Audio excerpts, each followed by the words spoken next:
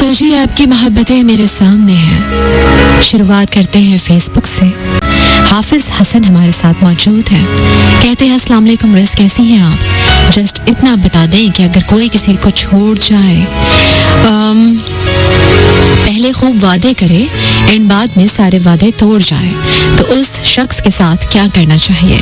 Keep smiling, God bless you. Well, कुछ भी नहीं करना चाहिए। एक्चुअली जो वादे तोड़ता है वो अपने आप को धोखा देता है, और जो शख्स अपने आप को धोखा दे सकता है वो किसी को भी धोखा दे सकता है।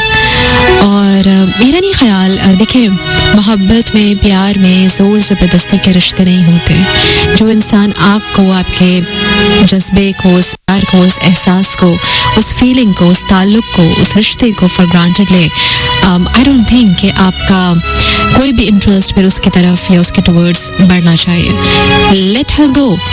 आई मीन, अगर वो जाना चाहती है जाने दीजिए। अगर वो एक सच्चा अच्छा प्यार खो रही है तो वो अपना नुकसान कर रही है। बदकिस्मत वो है, आप नहीं।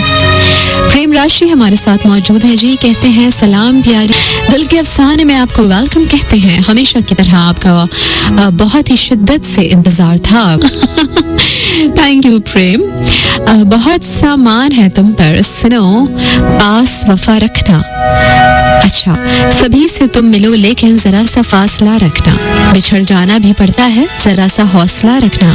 वो सारे कर्ब के लम्हे तुम आंखों में सजा रखना।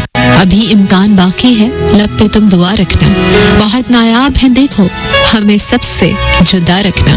थैंक यू जी, बहुत शुक्रिया। और बहुत ही खूबसूरत सी ये आपकी शायरी थी और अच्छा लगा मुझे पढ़ना।